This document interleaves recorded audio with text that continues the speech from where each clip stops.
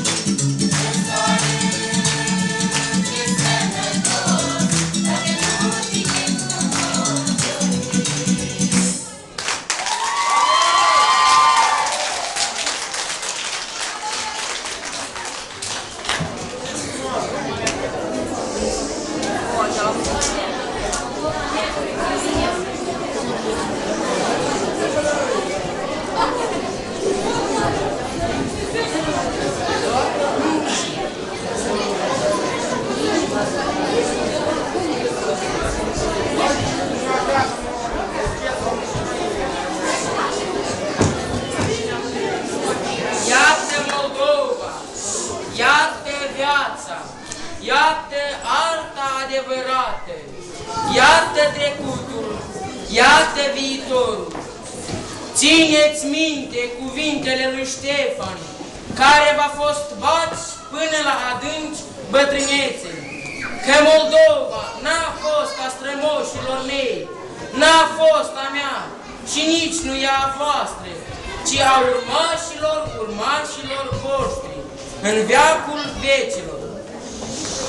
Moldova nu cere la nimeni iertare și iartă greșiților ei. Coroana pe capul lui Ștefan cel Mare unește vaslui cu orchei. O umbră de Daniel cel Sihastru, dar umbra preasfântului Domn, ca soarele nostru, roș galben albastru, în veci să nu cadă în somn. Păstrează-ți încrederea în noi, voievoare, sfidează pe munții din clei, să facem aici, prin muncă și roade, o țară de Basarabeni. Nimic nu avem, decât dacă ar vrea să mai rupă din noi. Și nu-i Basarabia rudă săracă, întoarsă cu sila înapoi. Obrașul de viață din lanțuri tăiate mai simte rugina în os, astfel cum și noi te iubim în libertate și ne bucurăm dureros. Suntem Basarabia, veșnic furată, ce n-are nici loc de mormânt, cât clopotul Marii Uniri n-o se bată, să vindece țări și pământ. Prea mult ne-au durut despărțirile noastre, în cifru ceresc s-a văzut, să fie drapele roșii, galbene, albastre și încolo și încoace de put. Și nu vom uita niciodată că frații prin destin, sub semnul curat al aceleiași nații, în neam tot atât de creștin. Moldova cu ape curate, cu codri ce umbră o țin, cu mândre orașe și sate, cu struguri și vinuri divin. Moldova e graiul străbun și l-am apărat mii de ani. Moldova e patria mea, mai scumpă ca ea nu e niciuna, iar pâine ca Moldova mai bună n-o poți prin străini să o mănânci.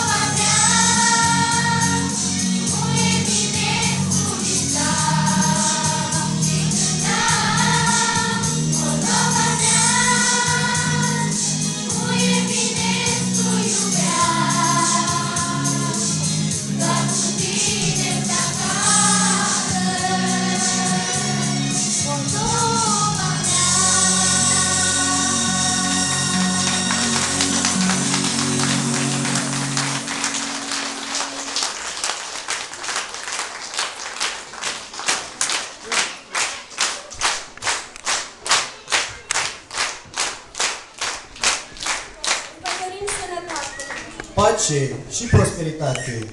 La mulți ani, Moldova!